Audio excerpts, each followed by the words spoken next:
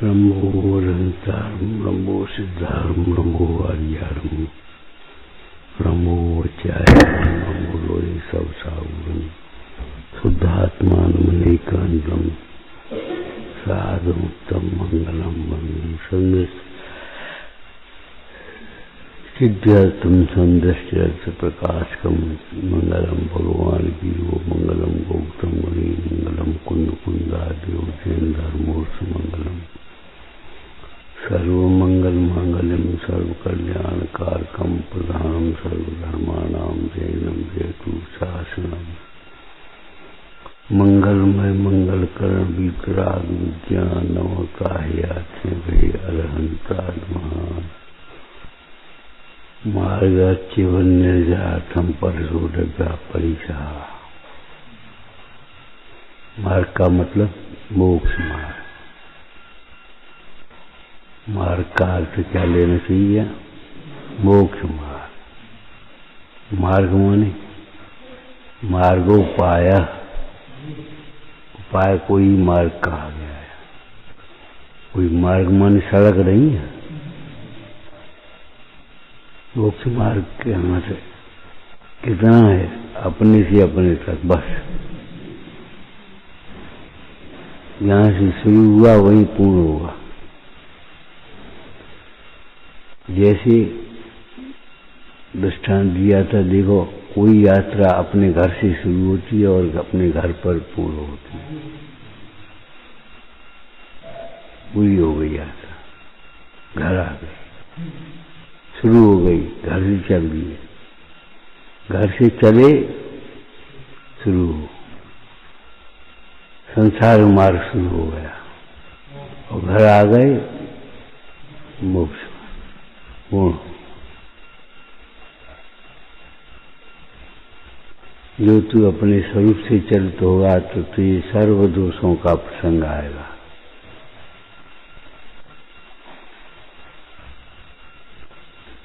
अपने स्वरूप का विचार करो तो दोषों के लिए कहीं अवकाश ही नहीं। आधी लाइन कितनी सुंदर है जयंत राय जी की। मन कर्म को कौन ठिकाना। अकेले मन में नहीं लगाना है, सब में लगाना है। क्रोध कर्म को कौन ठिकाना, मोह कर्म को कौन ठिकाना। किससे मोह कर रहे हो? तुम्हारे मोह से शरीर को क्या लाभ है? शरीर को तुम अपना मान रहे हो और अच्छा मान रहे हो। तुम्हारे मोह करने से शरीर को क्या लाभ? शरीर तो लाभ हानि की परिभाषा नहीं जानता। मोह करने को कौन ठिकाना। अपने मोह से पर द्रव्य को तो कोई लाभ होता नहीं, पर जीवों को कोई लाभ नहीं होता।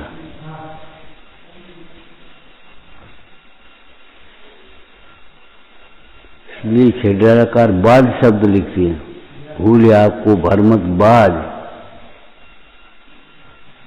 इस मोह करने से, इस भ्रमण में अपने को कोई लाभ है नहीं और पर को कोई लाभ है नहीं।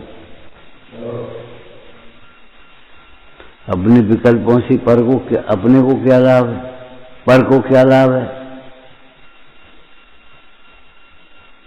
कौन कौन स्वामी कह रहे हैं कि देखो विकल्पों की आता ही क्रिया नहीं है।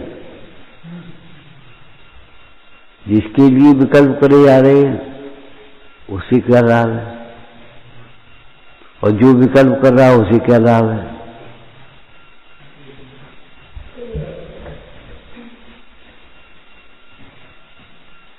मोह करने को कौन ठिकाना।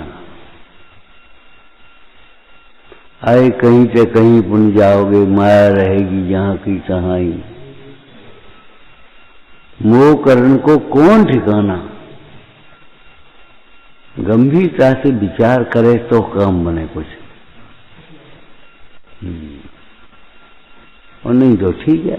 मोह कर्म को कौन ठिकाना, मन कर्म कौन ठिकाना, लोक कर्म को कौन ठिकाना, माया कर्म कौन ठिकाना। चौकबंदी सी जोड़ दी।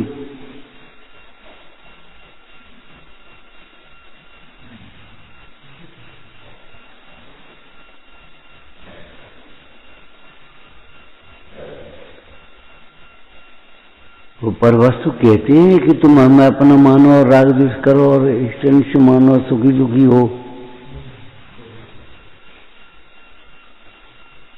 उदगल दरब भांट परिवहन के तुम ही उसे कहते हो ये अपना है। वो पदार्थ तो कहता नहीं कि तुम हमें अपना मानो।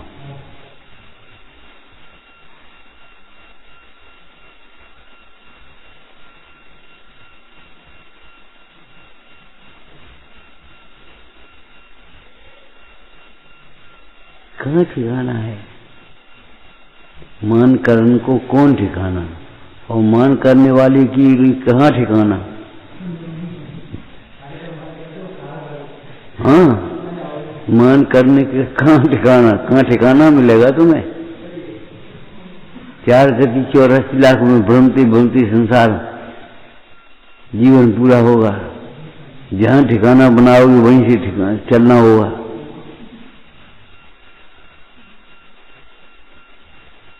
पूरी जिंदगी में अंत समय में घर बना पाया, और जब तक बन पाया तब तक चल दिए।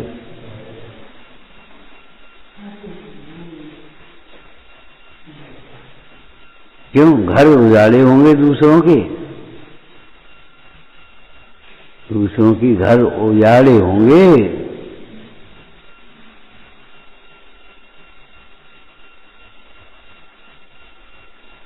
घर होने पर भी घर में नई शांति से बैठे होगे, भटके होगे इधर उधर।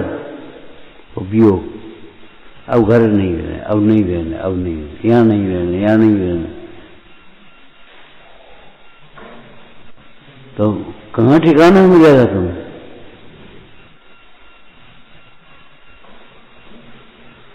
मार्गस्य वन्यजराथम परशोडभ्या परिसहा। उमा स्वामी महाराज क्या कह रहे हैं? अगर तुम्हें ये अभिलाषा है कि हम मार्ग से च्युत न हो जाएं, तो परिचय सहन करो। परिचय सहन करने योग्य हैं। ध्यानराज जी कह रहे सहे क्यों नहीं जिए रहा? ये कर्म पूरा किए खोटे सहे क्यों नहीं जिए रहा?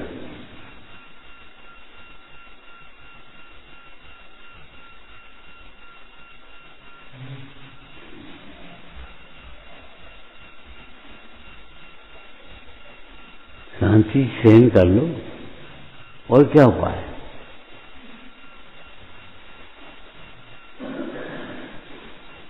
उसका पाप का उदय आता है तब घबराते हैं। पाप करने से घबराओ। बंद समय की तो किसी का फोटो बिगड़ गया तो फोटोग्राफर से लड़ने से काम नहीं चलेगा। कैमरे को फेंकने से, तोड़ने फोड़ने से काम नहीं चलेगा।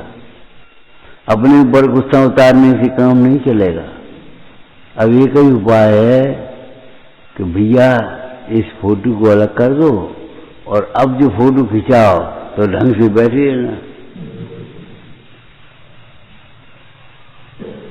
तो पुराने कर्मों को सहन कर लो, उदयास हो, और अब ऐसा काम करना जो नए कर्म न बन जाए। सहे क्यों नहीं जिया रहा? हे जीव, कोमल संबोधन का अकत्मी मृत्यु जैसा। हे जीव, तुम क्यों नहीं सहन कर रहे हो? क्या बात है? कौन सी शिकायत कर रहे हो? कौन की शिकायत कर रहे हो? कहाँ अवकाश है कर्मों?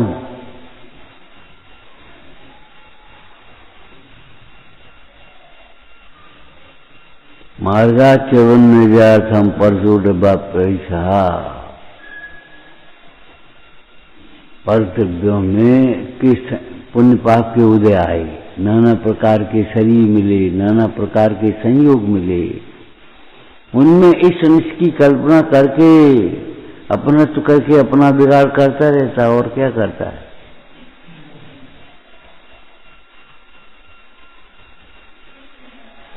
ये तो आचरण का विषय है। इससे पहले तो श्रद्धा का विषय लेना चाहिए।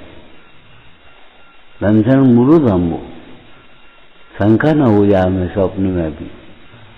तत्व का अभ्यास ऐसे करो कि हमें देह और आत्मा की एकत्व का कथन पढ़ते समय भी देह और आत्मा की भिन्नता में शंका न हो। देह और आत्मा के एकत्व की चर्चा को पढ़ते समय भी देह और आत्मा की भिन्नता में शंका न हो जाए। जैसे पत्नी को माता कहते समय भी शंका नहीं होती, ये माता नहीं है मेरी, और अपने खुद ही कह रहे हैं माँ को बुलाओ, माँ से मांग लेना, माँ से ले लेना। पत्नी को माँ कहते समय कहीं शंका ये होती है ये मेरी पत्नी माता हो गई? नहीं होती। फिर देह और आत्मा की एकता की कथन को सुनकर के देह और आत्मा की भिन्नता में शंका क्यों होने लगती है?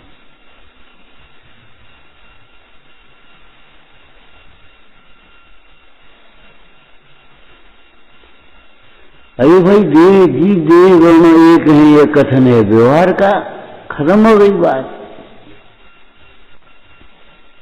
ग्राम वर्णन करने से भूपाल वर्णन हो न जा। गांव का वर्णन करने से कहीं राजा का वर्णन होता है। राजा अलग है और गांव अलग है। गांव का वर्णन क्या किया है समाचार टीका में? गांव का वर्णन क्या किया? प्राकार कबलतांबर, हाँ, आकाश को छूने वाली इसकी कोट है, पाताल को छूने वाली खाई है, और हरियाली छाई हुई चारों, बड़ा समृद्ध राज्य है। इससे मालूम पड़ता है यहाँ का राजा कोई न्यायवान होगा, बलवान होगा। लेकिन राजा का वर्णन तो नहीं है ये। ग्राम वर्णन करण से भूपाल वर्णन हो न जो, तंदीय गुण के स्तवन से नहीं केवल ही गुण स्तवन हो। ये तो अच्छी भाषा में कहा है। और धनंजय कवि ने तो कैसी भाषा में कहा? कुल प्रकाश के नाट्य आरो स्तवन बने, ते लघुदी असमान गुण को ना बजे, ना विराय के पुत्र पिता प्रभर तने, कुल प्रकाश के नाट्य आरो स्तवन बने। ते लघुदी का कई वे तुच्छ बुद्धि वाले हैं। ते लघुदी असमान गुणन को नाई भजे हैं, सुवर्ण आयो हाथ जान पाषाण तरिए। सोना हाथ में आ गया, पत्थर समझ करके फेंक दिया।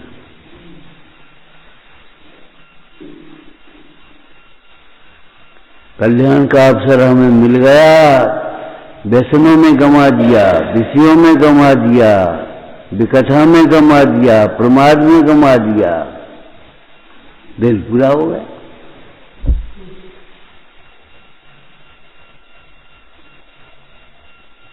दिवस गमाया खाए के, रात कमाई सोए, भोंदू के भोंदू रहे, जहां की तहां बने रहे।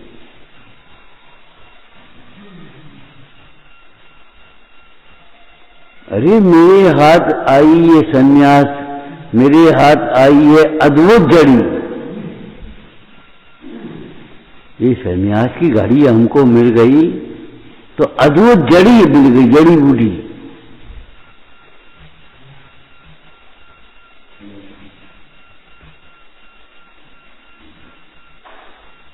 सहे क्यों नहीं किया रहा? तुम्हें अगर अपना हित करना है तो सहन करने की वृत्ति बनाना ही चाहिए। सहे बिना तो काम नहीं चलेगा।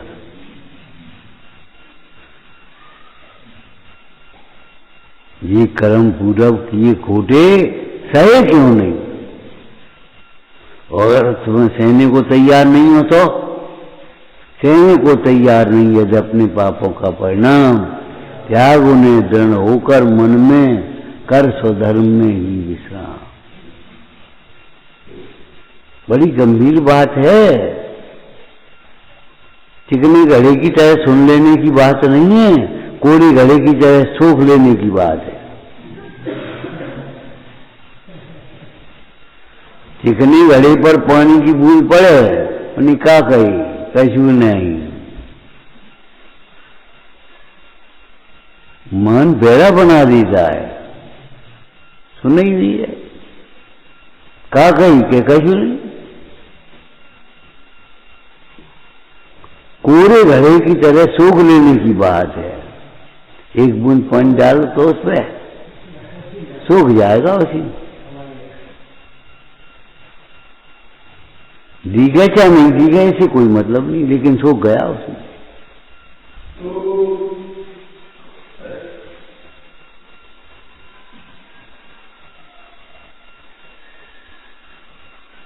समयसा नाटक में पंडित बनारसी दास ने 5 प्रकार के जीवों की चर्चा की है। लूंगा, सूंगा, ऊंगा, गूंगा, ये लिया है सूंगा, चूंगा, तो उसमें चूंगा को लिखा है। कैसे? जैसे बालक माँ का दूध पीता है वो छिप करके चूसता है,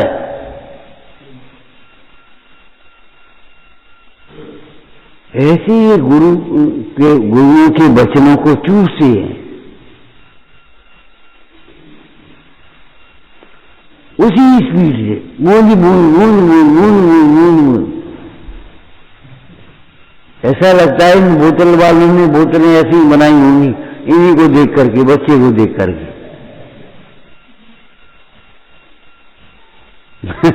वो चूस रहा है, एक बूंद से ज्यादा नहीं।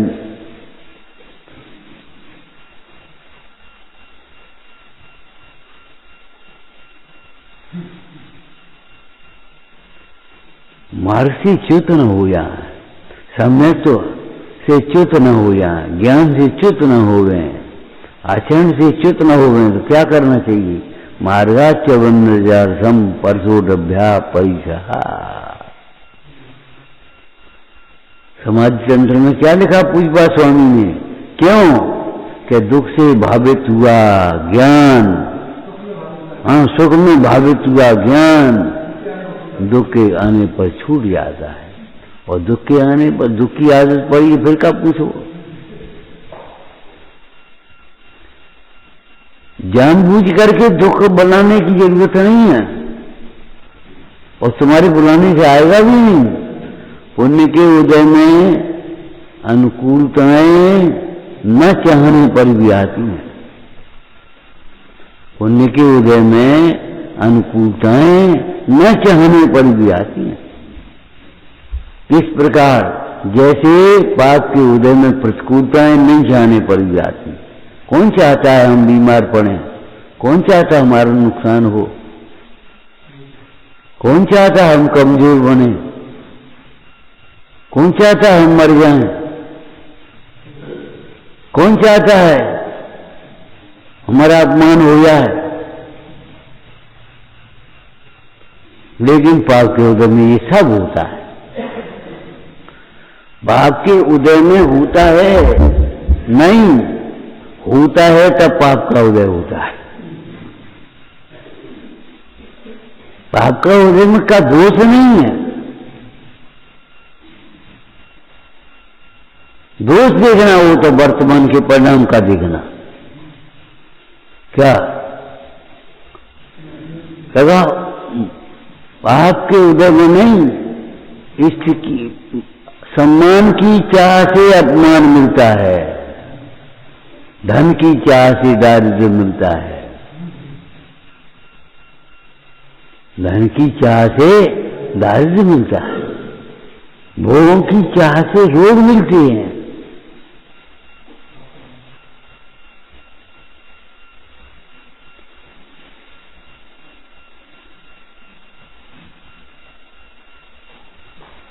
अगर दोष देखना हो तो यहां देखा, हमारे वर्तमान के दुखी होने में हमारा वर्तमान का ही दोष है, ये समझ लेना चाहिए, भूतकाल का दोष नहीं है। पहले भाई जो कर्म करे आए उसको तो भोगने पड़ेंगे। अरे क्यों भोगने पड़ेंगे? हमारे यहां निर्जला का भी विधान है, हम निर्जला करने के लिए भी परतंत्र नहीं है, स्वतंत्र हैं। संक्रमण करने के लिए भी हम स्वतंत्र हैं, भोगने पड़ेंगे। ये कोई डॉक्टर वैद्य ऐसा नहीं कहता कि अब तुमने भूल करेगी और तुमने कचौड़ी खा ली तो तुम्हारे पेट में दर्द तो होगा ही, बोलो तो तुम डॉक्टर क्या बात की हो? डॉक्टर ने कहा कोई बात नहीं, लेकिन आगे ध्यान रखना, हल्का भोजन करना और आप दिन भर कुछ मत खाओ। ये धन रूप में दे दिया और पाचन सही हो गया, 1.5 गोली दे देना, चूस लेना, चूरन खा लेना, पेट साफ हो जाएगा और बस दर्द बंद हो जाएगा, खत्म हो गया। कोई डॉक्टर वैद्य ये नहीं कहता कि अब तुमने कचौड़ी खाई तो दर्द तो हो गई, हम क्या करें?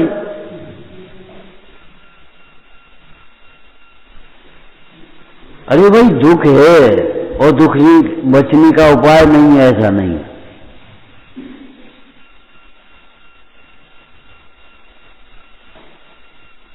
तुमने मुख्यता का कथन पढ़ा होगा, मुख्यता कि जिनेन्द्र भगवान के दर्शन करने से निधति निकासित कर्म भी क्षय होते हैं।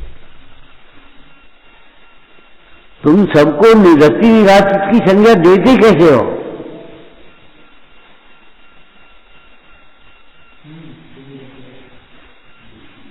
एक दृष्टांत पढ़ा हुआ तुमने, एक मार साहब थे अध्यापक, तो वो मार साहब जब काफी जांच रहे थे, परीक्षा का समय काफी जांचने का समय था, तो जब काफी जांच रहे थे तो उनसे सिफारिश वाले आ गए, मार साहब देख लियो, मार साहब देख लियो, मार साहब देख लियो।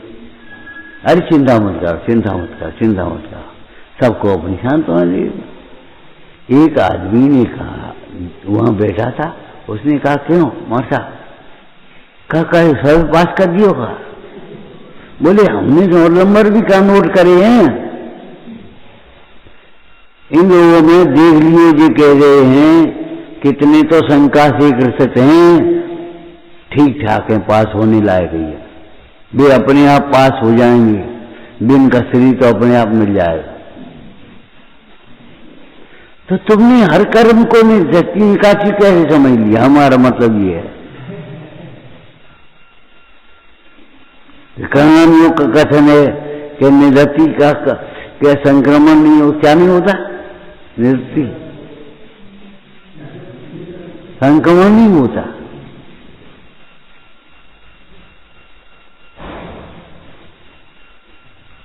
निकासित कर्म का कुछ भी नहीं होगा, न संक्रमण होगा, न अपकर्षण होगा, न उत्कर्षण होगा, न बीजना होगी, जैसा तैसा उदय आएगा। और ऐसे कर्म अगर नहीं हो गए, विचार करना तो भैया मुनिराजों पर, मुनीश्वरों पर उपसर्ग कैसे आए? सबसे भी संक्रमित नहीं हो गए। हमने प्रश्न किया, हमने कहा भैया जिनका नाम लेने से, जिनके दर्शन से कर्म संक्रमित हो जाते हैं और उनके ऊपर ही उपसर्ग होते हैं।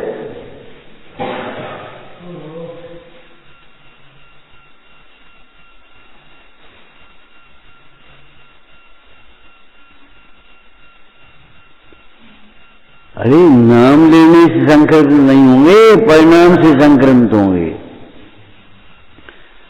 कैसे हो गए संक्रमित? कि वे उधर में जिस समय आए उस समय हमारा उपयोग उधर नहीं है, हमारा उपयोग इधर लगा है। मुन्नाजों पर उपसर्ग आई और उन्होंने अपना उपयोग 12 भावना में लगा दिया, उपसर्ग मान हुआ ही नहीं। एक व्यक्ति गाली देने लगा, बस वो चुपचाप सुनने लगा, मुस्कुरा रहे। कहा भैया हमने तुम्हें इतनी गाली दी, तुम कछु नहीं बोले? बोले एक बात बताओ, कोई व्यक्ति अगर किसी को कोई चीज देवे और वो न ले तो किसकी? तो हमने ले गाय को। आप समझ लो किन के पास नहीं। तुम्हारे को क्रोध बड़ा है, तुम्हारा कर्म का बंद हुआ है, तुम्हारी विद्या गंदी हुई है, तुम्हारा अपयश हुआ है, हम क्या करें? तुम्हारा मन मलिन है, हमारा तो नहीं। उपसर्गों में केवल ज्ञान कैसे हो गया कि उपसर्गों के काल में भी मन मलिन नहीं हुआ।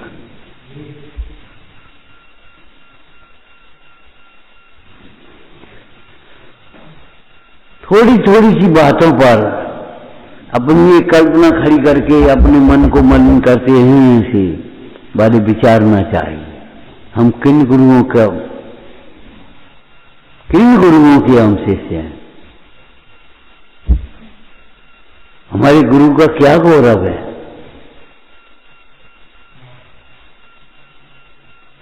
कभी स्वप्न में मत सोचना कि कपड़ों से हमारी शोभा होगी। जब कपड़े नहीं होंगे तो 3 लोग में पूज्य हो जाओगे, लेकिन हो जाओगे तब जब 3 लोग की प्रभुता अपने भीतर में देखोगे। तब प्रभुता की चाह से नहीं, प्रभुता की चाह से तो परमर्था मिलेगी।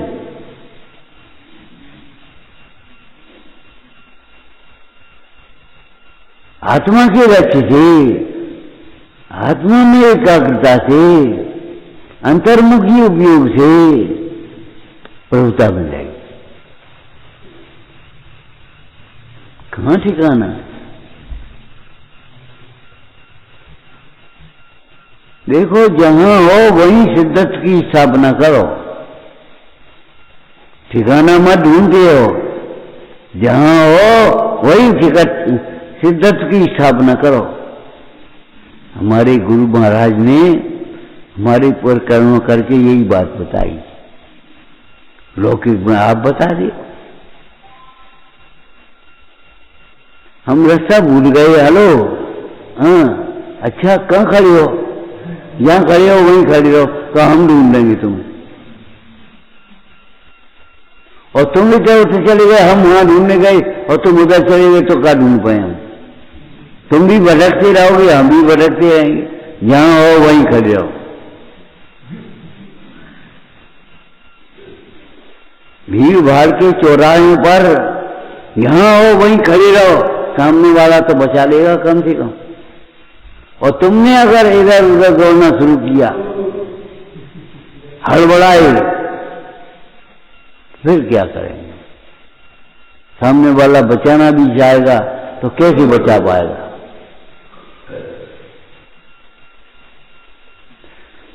ज्ञानियों को करुणा भी आएगी तो करेंगे क्या? तुम्हारी मोह छोड़े बिना तुम्हें सुखी तो नहीं बना सकेंगे।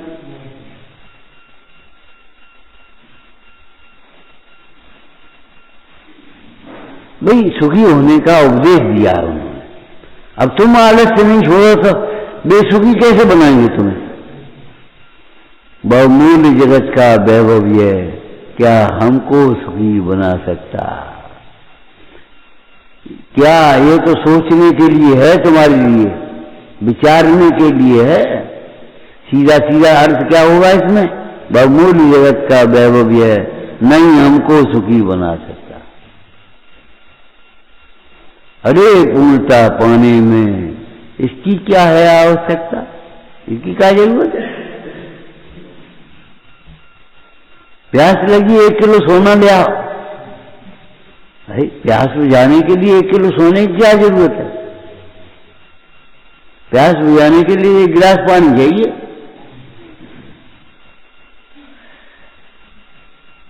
दुख दूर करने के लिए तो प्रथम आपा पर का ज्ञान अवश्य चाहिए, बाद बाकी कुछ नहीं चाहिए। पैसा चाहिए, पद चाहिए, प्रतिष्ठा चाहिए, हमें देश की सेवा करनी है तो हमें जिता दो, हमें पद हमें पहुंचा दो, हमें मिनिस्ट्री मिल जाए। अरे नहीं भाई, तुम अपना काम ईमानदारी से करो, जहां हो वहीं देश की सेवा कर रहे हो।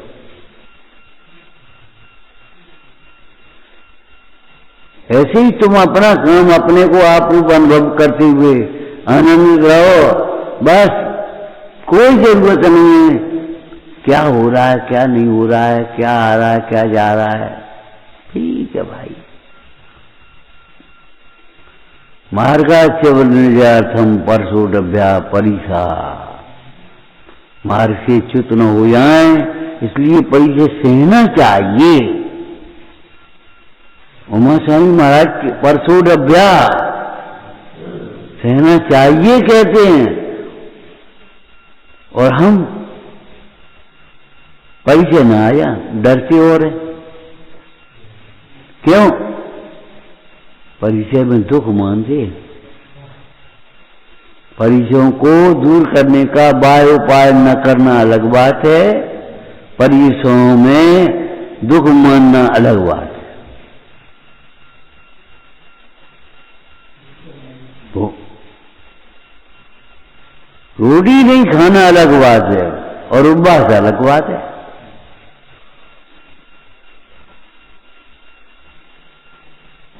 बाह्य उपाय तो नहीं करता, लेकिन अंतरंग में दुखी होता है, उस अवस्था को दुख का कारण मानता है। ये परिचय जय संबंधी संबर की भूल में है। परिचय दूर करने के लिए बाह्य उपाय नहीं किए उसने, पानी नहीं पिया, लेकिन अंदर में पानी पानी पानी पानी। सेठ ने पानी पिया कहाँ था, लेकिन पानी पानी पानी भूल गया था वो अपने मंत्र को, भूल गया था अपनी क्षमता को, और पानी की अरे ये तड़फन पानी से मिटेगी ये सोचकर कि पानी में मैं ढक हो गया। ले भैया पानी चाहिए तो पानी पानी पानी ले पानी।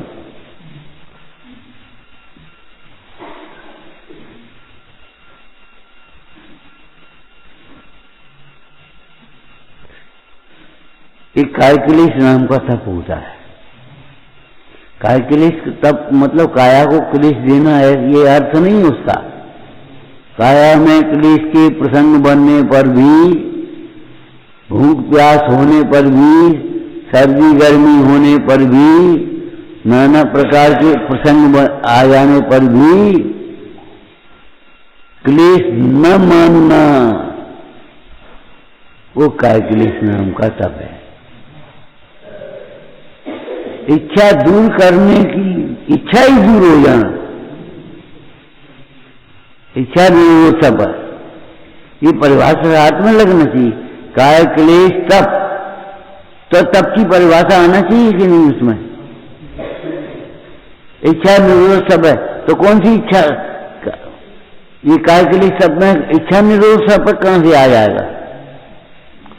काय क्लेश तप में इच्छा निरोध का है कि काया में क्लेश के प्रसंग बनने पर भी उसे दूर करने की इच्छा का निरोध होना। और स्वभाव दृष्टि से देखा जाए तो जिसका तुम निरोध करना चाहती हो उसका तुम्हारे स्वभाव में निरोध है ही। इच्छा दूर करना कि इच्छा दूर जानना,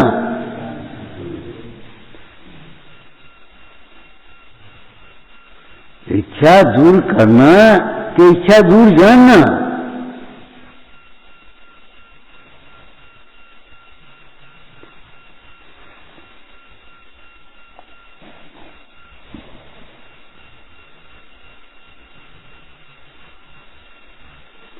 सुविधाओं के चक्कर में ये जी बहुत जल्दी फंस जाता है।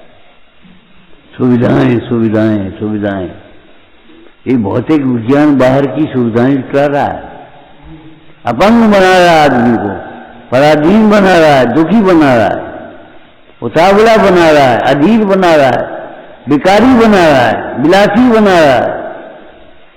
लेकिन इसका दोष नहीं है। सुविधाओं को तुम क्या मान रहे हो? सुविधा मान रहे हो? दुविधा है ये।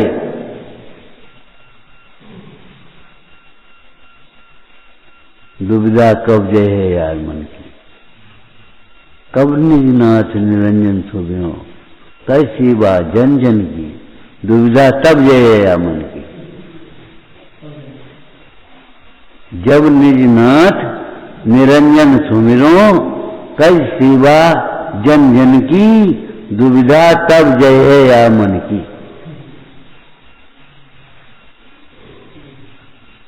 वहां कब तो प्रश्नवाचक है, उत्तर क्या हुआ इसका? तेरी दुविधा कब जाएगी? जब निज नाथ निरंजन सुमिरो, जो निरंजन नाथ का सुमिरन करेगा तेरी दुविधा चली जाएगी। दुविधा चली जाएगी मतलब क्या है? सुविधाएं चली आएंगी। अब उन्हें ये सोचते हैं सुविधाएं बनी जाए और दुविधा चली जाए, ये नहीं हो सकता। सुविधाएं आएंगी तब दुविधा जाएगी। संयोग का वियोग नहीं हो, संयोग हो कि भैया संयोग नहीं होगा तब वियोग नहीं होगा। वियोग से बचना है तो संयोग के हर्ष को छोड़ना पड़ेगा। चाहे जन्म का उत्सव मना लो और चाहे मृत्यु महोत्सव मना लो, एक ही बनेगा, दो नहीं बनेंगे। चाहे जन्म का उत्सव मनाओ और चाहे मृत्यु का महोत्सव बना। जन्म और मरण दोनों अलग अलग हैं, एक संयोग रूप है, एक वियोग रूप है।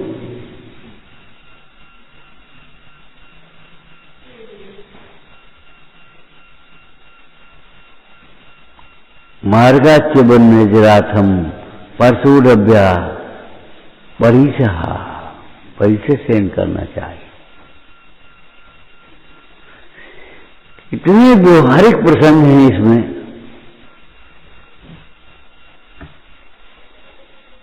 क्या तुमने 24 पुराण पढ़ा था? चंद्र प्रभु चरित्र में पहली लाइन, स्वर्ग गति कोई अलग से नहीं है, जेई स्वर्ग है जेई नरक है, तुम देख तो लो, ऐसी होती है। जिस स्वर्ग को पाने के लिए जीव ललचाता है, आश्चर्य की बात देखो, वे स्वर्ग के देव, स्वर्ग के इंद्र, सम्यक दृष्टि, वे तो मनुष्य पर्याय पाने के लिए तरस रहे हैं और ये स्वर्ग पाने के लिए ललचा रहा है।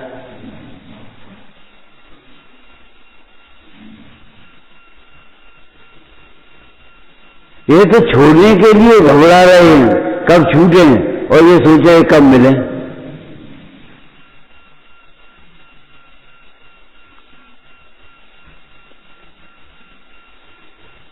देखो, क्षुधा के समय में अकुल होना और क्षुधा को सहन करने की इच्छा नहीं होने पर भी क्षुधा सहन करने का प्रसंग बन जाए तो शांति रखना, अकाम निर्जरा और बुद्धिपूर्वक उपवास में लगना, आराधना में लगना और इस क्षुधा आदि की वेदना को वेदन नहीं करना। ले जाओ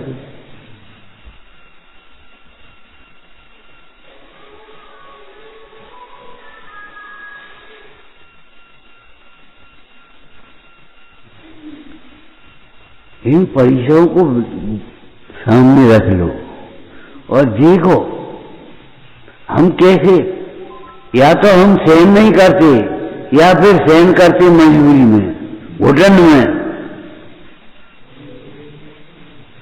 भैया अपना ही उदय है, अब सहन कर लो, क्या करने। अरे अपना उदय है ये मत देखो, तब सहन होगी। पूज्यपाद स्वामी ने क्या लिखा समाज तंत्र में? घोर परिचय आदि इसे किंचित मात्र खेद उत्पन्न नहीं कर पाती। किसे? जो आत्मज्ञान से उत्पन्न आनंद को बेहद करता है।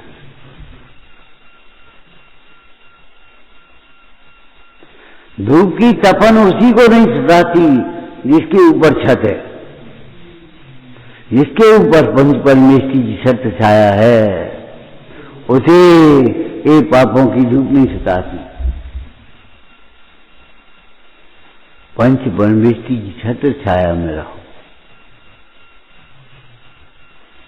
और इन 22 परिचयों में आपको कहा था, देखो सबसे बड़ा परिचय आक्रोश वचन परिचय। मैं काऊ ने कछ कह गई और बस अब ऐसे अब जाने काय कही, क्यों कही, कैसे कही, काय कही।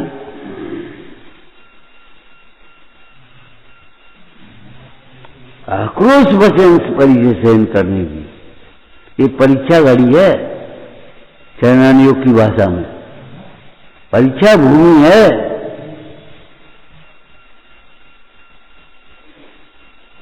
हमने जो अभ्यास किया है, हमने जो पढ़ा सुना है, हमने जो समझा है, उसके लिए यहां परीक्षा होगी। अब परीक्षा जानते हो किसको कहते हैं? बताइए आपको। जो ज्ञान हमने दूसरों के माध्यम से पढ़ा है, सुना है, पुस्तकों में पढ़ा है, अध्यापकों से सुना है, उसे स्वयं से व्यक्त कर देना, परीक्षा पास हो गए। और स्वयं से व्यक्त नहीं कर पाए, हम जान तो सब थे, बोल नहीं पाए, जान तो सब थे, लिख नहीं पाए, याद तो सब था, फेल हो गए।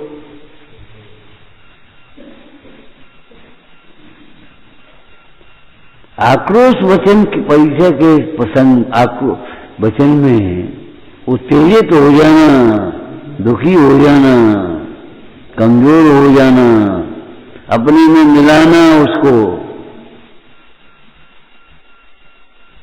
फिर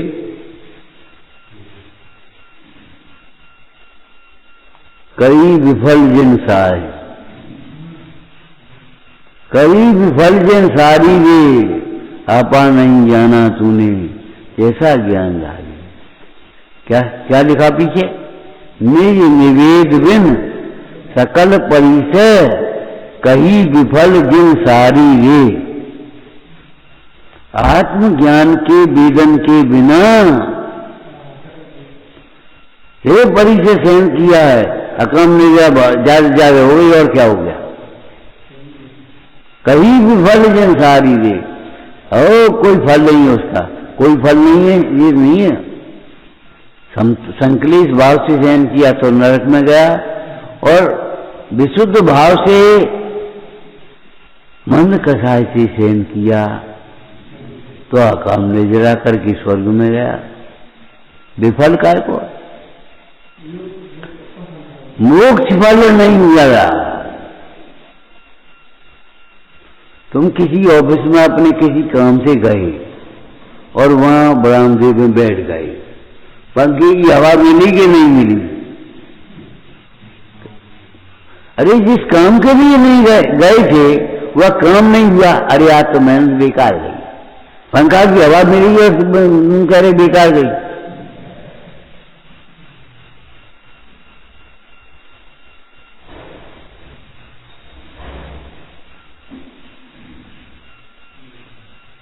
लेकिन हम कहते हैं आज मेहनत बेकार हुई, आज पूरा दिन खराब हो गया।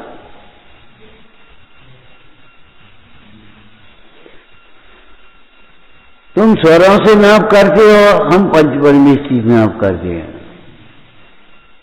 श्वास श्वास में सुमिरन कर ले आत्मज्ञान दे।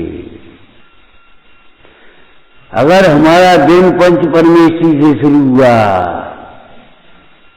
स्मरण से, चिंतन से, तो दिन सार्थक हो गया। और हमारा दिन संकलित परिणाम से शुरू हुआ, नृत्य क्या है? ये तो बात समझ में आती है। प्रातः काल हमें अपने घरों में भी इस प्रकार का वातावरण बनाना चाहिए। प्रातः काल उठ करके पंच परमेष्टि का स्मरण अवश्य करें।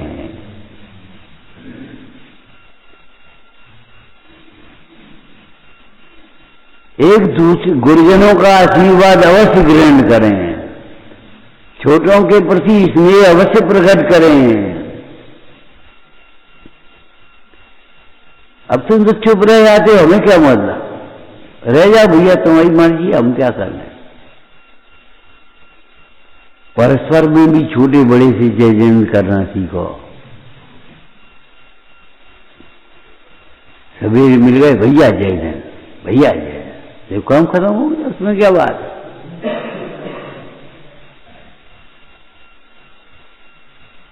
तुम्हारा दिन सफल हो गया ये समझो।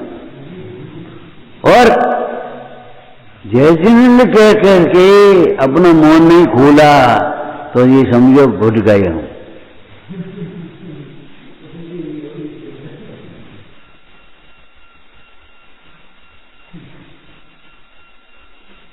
तुम नहीं बोले, तुमसे कोई बोले नहीं, आप तुम कहो हमसे कोई बोलते ही नहीं, हमसे कोई बोलते ही। अरे कहाँ बोले भैया तुम? जब हमने कहा था जय जिनेन भैया जय जिनेन, तुम बोले ही नहीं, तो अब तुमसे कोई बोले वो?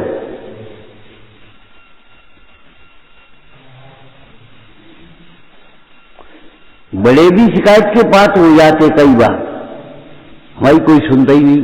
अरे तुमने जैसे बादशाह भाव से सुनाने का प्रयत्न ही नहीं किया।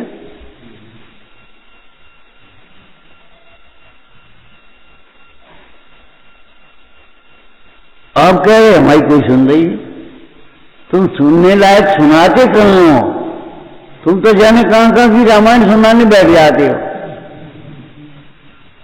सुना जनवाणी देखो, हम सुने कि नहीं सुने, लेकिन तुम्हें जनवाणी की एक वाक्य नहीं बोलना है।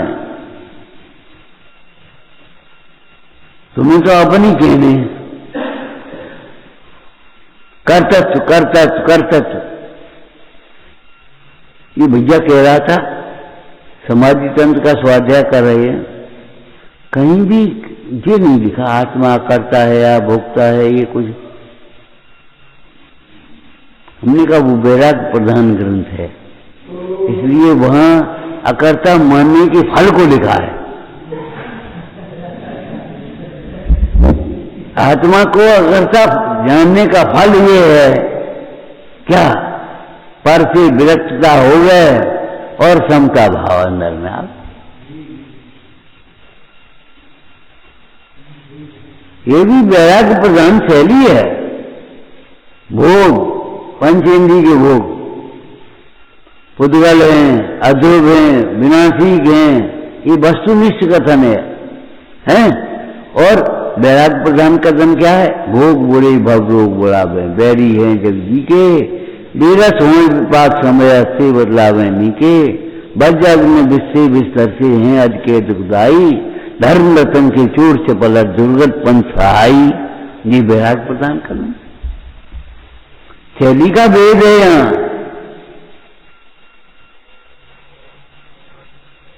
हमने आपको एक दृष्टांत दिया था, मां कहीं दूसरे घर में गई हो, बच्चा उसका छोटा साथ में हो और उसका खिलौना पकड़ ले गए और छोड़ने को तैयार नहीं हो, तो पहले तो ये कहेगी ये उसी का है, दे दो। और अगर वो किसी प्रकार के सोने को तैयार नहीं हो तो वो कहेगी, फिर उस खिलौने की बुराई बताने लगेगी, ये खिलौना बहुत खराब है, टूट जाएगा, गंदा है, इसमें वो नहीं है, इसमें ये नहीं है, और अपने घर में रखो अच्छो। वो ग्लानि कराते हुए उसे छुड़ाने का प्रयोजन है, ग्लानि कराते हुए भी छुड़ाने का प्रयोजन है।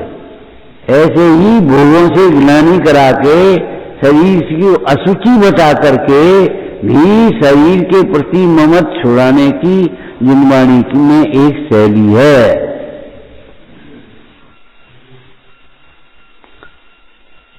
पूरा आत्मानुशासन ऐसा ही मिलेगा तुम्हें। क्यों? उसकी प्रतिज्ञा को पढ़ो ना। लोकपाल मुनि के स्थितिकरण के लिए लोकपाल मुनि का चयन हो गया, तब कुलवंत स्वामी ने बोली का। और यहाँ कुंद स्वामी ने प्रतिज्ञा की है, हम एकत्र भक्त को दर्शाएंगे। तो हम आत्मा को अकर्ता दर्शाएंगे, पुण्य पाप से भिन्न दर्शाएंगे, सात तत्वों से भिन्न दर्शाएंगे। प्रतिज्ञा के हिसाब से काम किया जाएगा भैया।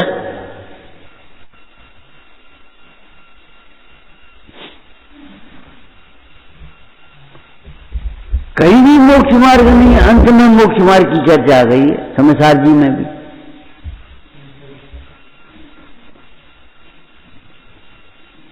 भावलिंग द्रव्यलिंग करके फिर मोक्ष मार्ग की चर्चा की है, बाद बाकी तो तत्वों की चर्चा है।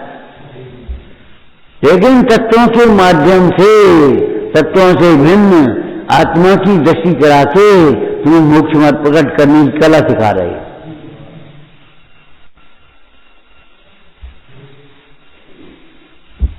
वहां वैराग्य प्रदान करें, खेत की जुताई हो रही का, खेत की का बुवाई हो रही है, समझ गए? कम तो जुताई हो रही, क्या कर रहे हो कि गेहूं बो रहे, जुताई कर रहे हो, गेहूं बो रहे हो कि हाँ गेहूं के बोने लायक जुताई कर रहे हो, क्या कर रहे हो कि धान लगा रहे, क्या कर रहे कि मक्का बो रहे, क्या कर रहे कि क्यारी बना करके ये लगा रहे हो। बहुत सी हर चीज की खेत की तैयारी अलग अलग प्रकार की होती है और आगे बढ़ करके कथन किया जाता है। तो ऐसे ही है, वहां जुताई हो रही है और यहाँ बोवाई हो रही है। मूल उद्देश्य तो यहाँ देव, अब तुम बिना जुताई करें ऐसे बीज फेंक रहे हो, ऐसा देखा चला यार चिड़िया उग जाए, यहां बीज फेंक दो, क्या होगा? कुछ भी नहीं होगा, कुछ भी नहीं होगा, घास फूस भी नहीं होगी। समझ गए क्या कह रहे हो? जी नहीं, क्या कह रहे ये समझो। अगर तुम मान कसाय से काम करोगे धर्म कार्य, तो भी तुम्हें धर्म क्या पुण्य भी नहीं होगा। अगर मन कसाय से दान दोगे, मन कसाय से पूजा करोगे, मन कसाय से स्वाध्याय करोगे, तो ये समझो तुम्हें धर्म तो बहुत दूर की बात है, पुण्य भी नहीं हुआ, पाप होगा। मन मत्सर भाव से शास्त्र सुनोगे तो ऐसे श्रोता को केवल सांसारिक प्रयोजन के लिए, जो बड़ाई आदि के लिए देखा देखी जिन धर्म का सेवन करते हैं उनको ऐसे उन क्या होता है, पंडित जी ने क्या लिखा है टोटरमल जी, उनका सुलझना भी कठिन है। मिथ्या दृष्टि तो है ही, पापी भी है, भद्र प्रणाली भी नहीं है, उनका सुलझना भी कठिन है। अब ये वचन सुनकर के तुम्हें ऐसा नहीं लगता कि हमसे कुछ कह रहे, चुभती नहीं है ये बातें। रायचंद जी ने वैसे ही नहीं लिख दिया, दिगंबर आचार्यों के तीक्ष्ण वचनों से मिथ्यात्व निकले, कोमल कोमल ऐसे ऐसे ऐसे कड़वी से नहीं नहीं नहीं कभी बोला ठीक नहीं हो रहे। अब तुम्हें बात यह है, तुम्हें लगता ही नहीं कुछ कह रहे हैं, अपनी इसलिए मन कसा जहां की तहां पुष्ट होती है थी। घर गृहस्थी में अपने जो कुछ चल रहा है चलता रहता है अपने गीता, एक आध घंटा जो शामिल हो स्वाध्याय हो, अब जाके लड़ने लगेंगे, बस बाबू का फर्क पड़ता है। और एक दूसरे को समझाएंगे, देखो शास्त्र में क्या लिखी थी, शास्त्र में कहा थी। ऐसे जीव पहले तोता बनेंगे, तोता की तरह रटे हैं, और क्या लिखा है, तोता की तरह जीव कभी चिर न पाएंगे। वो उल्टा कह रहे, कबूतर की तरह जीव कभी चिर न पाएंगे और तोते की तरह जीव कभी चिर ही जाएंगे। कबूतर को ऐसे उड़ा दी तो और फिर बाइक में आ जा तो गंदगी, और तोते को पिंजरे का दरवाजा खुला मिल जाए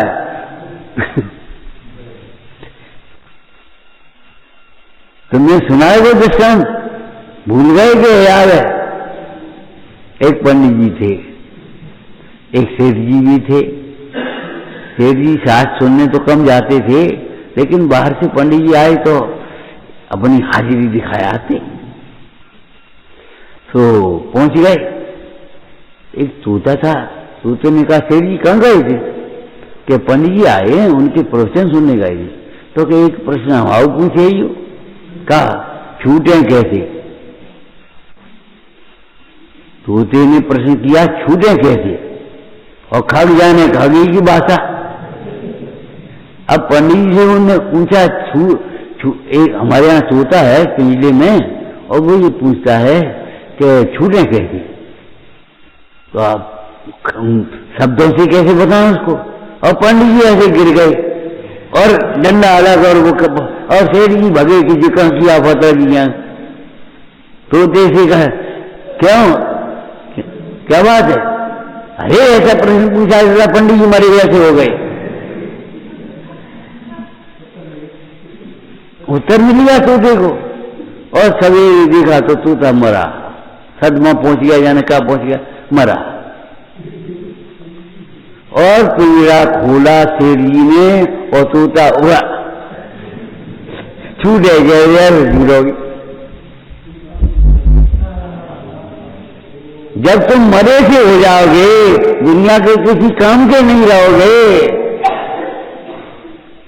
तब तुम दुनिया से छूट पाओगे, नहीं तो मुफ्त के नौकर को छूड़े हो। कमाऊ पूछ है ना, कौन छूड़ेगा? और अगर ऐसे हो गए, अब कुछ काम के तो है नहीं, वो आप प्रत्यक्ष देखते हो इस संसार में। स्वार्थ की प्रीति को, अगर बुढ़ापा बहुत हो जाए और बीमार हो साल 6 महीना को, और अगर चल बसे तो चलो ठीक है, कोई बात नहीं, जी गई, चल वर्ष वो जगह साफ करी और अपने काम खत्म हो गया। और अगर कोई युवावस्था में चला जाए कमाते हुए, तो ए भैया अब का हुए, अब का हुए, अब का हुए।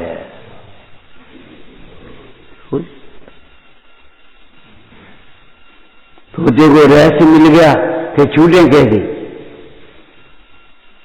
तोते की तरह जीव कभी तिर ही जाएंगे, कबूतर की तरह जीव कभी तिर न पाएंगे।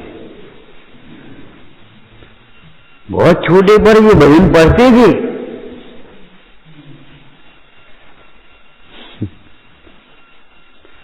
बहुत छोटे पर जब हम कहें तो ये मत सोचना ना बड़े हो गए,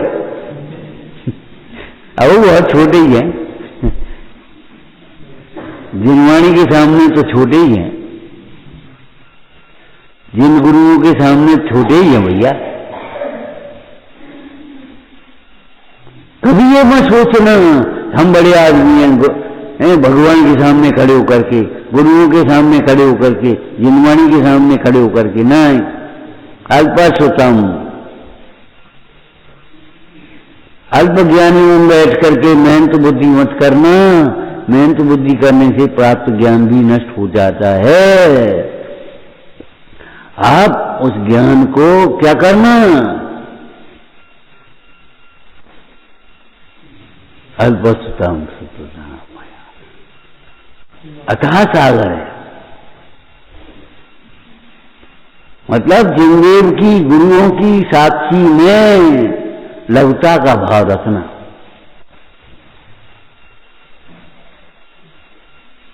विचारना, सहजानंदी शोध स्वरूपी अविनाशी में आत्मा, सहजानंदी शोध स्वरूप अविनाशी में आत्मा स्वरूप, सहजानंदी शोध स्वरूप अविनाशी में आत्मा स्वरूप। हे जिन वाणी भारती तो ही जपू जिन लें, जो तेरी शरणा गए सो पावे सुख चैन। वाणी के